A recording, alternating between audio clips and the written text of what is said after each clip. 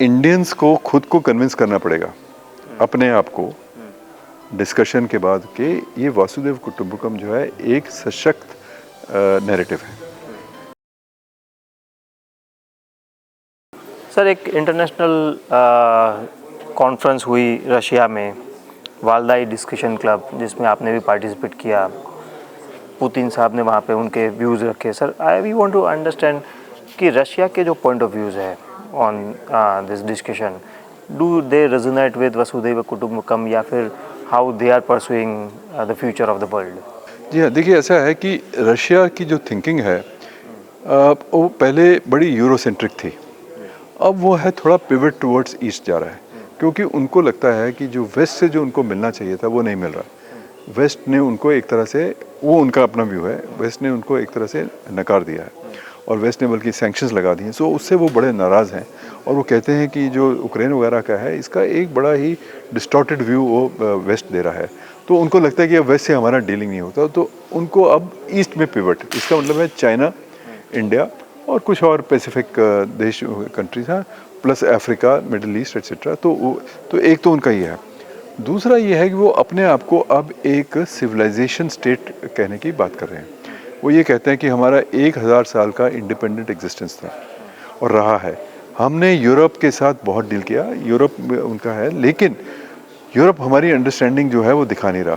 हम जो हैं रशियन ऑर्थोडॉक्स हैं, ऑर्थोडॉक्स चर्च का वो एक रिलीजियस उनका जो फाउंडेशन है उसकी थिंकिंग का, वो उसको उभार रहे हैं, क्योंकि रशिया चाहता है कि वो ऑर्थोडॉक्स चर्च में जो मतभेद हैं वो ख़त्म हो और रशिया एक ऑर्थोडॉक्स चर्च का एक सेंटर बने। सो उनकी सिविलाइजेशन में रशियन ऑर्थोडॉक्सी का वो है।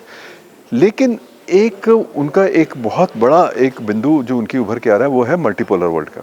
सो मल्टीपोलर वर्ल्ड में जिसमें वो इक्वल, जस्ट, फेयर की बात करते हैं, सिविलाइजेशनल इथोस की बात करते हैं, सभी कंट्रीज़ का एक वॉइस होना चाहिए उसकी बात करते हैं, आपस में मिलजुल के होना चाहिए। जैसे वो कहते हैं कि ब्रिक्स प्लस के ऊपर उनका बड़ा जोर है और वो कहते हैं कि जैसे डॉलर का वो बड़ी चर्चा करते हैं कि डॉलर का जो डोमिनेंस है उसकी वजह से बड़ा नुकसान हुआ है, तो क्या ब्रिक्स की एक ऑल्टरनेटिव पेमेंट सिस्टम्स हो सकता है, नहीं हो सकता।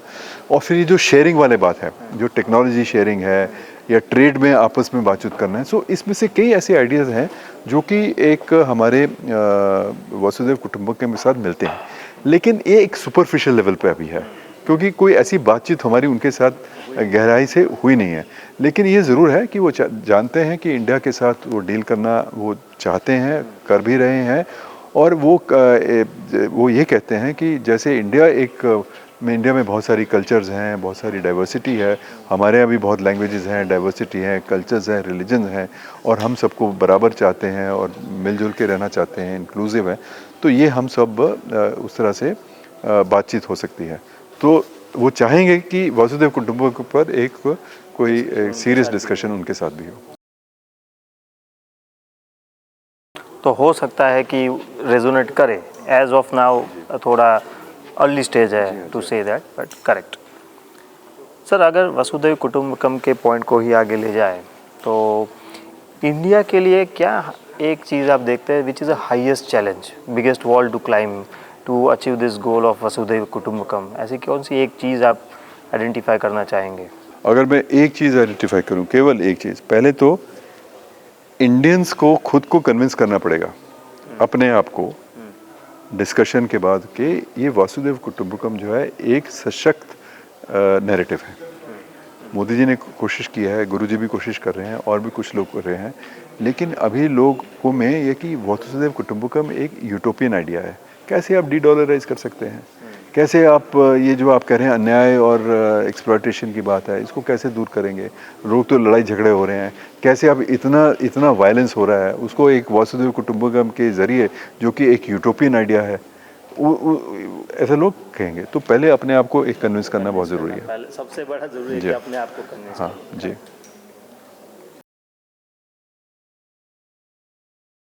Sir, you have been watching this G20 very closely, तो क्या आपको लगता है G20 can help us get to Vasudhaiva Kutumbakam, और what was the experience about this G20? देखिए, G20 एक प्रोसेस है। G20 की कई समिट्स हो और आगे भी होंगी। अभी पिछली समिट, ये वाली और अगली 2 समिट्स में डेवलपिंग कंट्रीज़, ग्लोबल साउथ की कंट्रीज़ के पास लीडरशिप है। तो ये मौका है, जैसे कि इंडिया ने इस्तेमाल किया कि हम अपने ग्लोबल साउथ के या अपने जो हमारे कंसर्न के इशू हैं उनको रेज़ किया जाए। तो वो तो हमने बड़ा भली भांति किया। लेकिन G20 एक ऐसी जगह नहीं है जहाँ की मुद्दों को रिजॉल्व किया जाए। उसमें कुछ एडवाइस निकलता है और उसमें एक कंसेंसस बनाना पड़ता है और फिर उसका एक दबाव दूसरे इंस्टीट्यूशन पे पड़ता है। तो मैं कहूँगा कि इतना हाइप भी हमको नहीं G20 करना चाहिए कि सब चीज़ सॉल्व हो गया। लेकिन G20 के नाते एक भारत को बड़ी ज़बरदस्त विजिबिलिटी मिली है। मेरे पॉइंट ऑफ व्यू से जो वासुदेव कुटुंबकम का वहाँ मेंशन होना, one earth one family one future, इसकी रूब्रिक में एक ग्लोबल साउथ के मुद्दों को ऊपर लाना, और ये जो रशिया यूक्रेन के वॉर के चलते जैसे ऐसा लग रहा था कि शायद वो कोई डिक्लेरेशन हो ना, उसको किसी तरह से ओवरकम करना, वो एक डिप्लोमेसी के लिए एक बहुत बड़ा प्लस था। That this should not be an era of wars, वो उसका एक इंस्क्राइब होना, वो एक बहुत बड़ी उपलब्धि थी। और फिर हमने कुछ इनिशिएटिव्स भी लिए, जैसे लाइफ मिशन की हमने बात की, उसके ऊपर कुछ अटेंशन आया। लेकिन G20 जो है उसके पास इतने मुद्दे हैं, आज तो मालूम भी नहीं कि G20 में कितने वर्किंग ग्रुप्स चल रहे हैं, कितने इनिशिएटिव्स चल रहे हैं। लेकिन ये है कि एक प्लेटफॉर्म उसने बहुत बड़ा एक डिस्कशन का दिया है। और जैसे हमने 200 मीटिंग यहाँ किए और उसमें कई नए मुद्दे भी चले। 60 सिटीज़ में हम लोग गए। एक भारत की जनता में एक G20 के प्रति जागरूकता जमी, एक डिबेट और डिस्कशन हुआ। यूथ खासकर बहुत से इसमें इन्वॉल्व थे और उसमें कई और डिस्कशन ग्रुप थे। तो वो तो एक अच्छा है। लेकिन G20 आप देखेंगे जैसे जैसे आगे बढ़ेगा, ब्राज़ील के पास गई है, फिर साउथ अफ्रीका के पास जाएगी, तो वो लोग अपने मुद्दे लेके आएंगे, कुछ मुद्दे पीछे की तरफ चले जाएंगे, कुछ मुद्दे आएंगे। Let us see how it goes. So it's a process, we have to wait and watch कैसे उसका रिजल्ट आता है। सर ओवरऑल इसके अलावा about the conclave you want to add anything? बहुत बड़ा ये मणि लक्ष्मी तीर्थ जो एक बहुत ही खूबसूरत जगह है और ये एक धार्मिक स्थल है। तो स्पिरिचुअलिटी और इंटरनेशनल रिलेशंस का जो ये एक इंटरफेस हुआ है, ये बड़ा अच्छा है और इसकी फैसिलिटीज़ बहुत अच्छी हैं। और मैंने देखा यहाँ बहुत वॉलंटियर्स हैं, बड़ी एनर्जी लेके आते हैं, नए आइडियाज़ लेके आए हैं। तो ये मैं उम्मीद करूँगा कि इस प्रकार के कॉन्क्लेव और करें और मणि लक्ष्मी तीर्थ वो ऐसा स्थान बने जहाँ की बहुत गहन चिंतन हो और इसका वैश्विक स्तर पर लोग जो हैं इसको जानें। जी बिल्कुल बढ़िया। Thank you sir for being with us. This was doctor Gupta with us.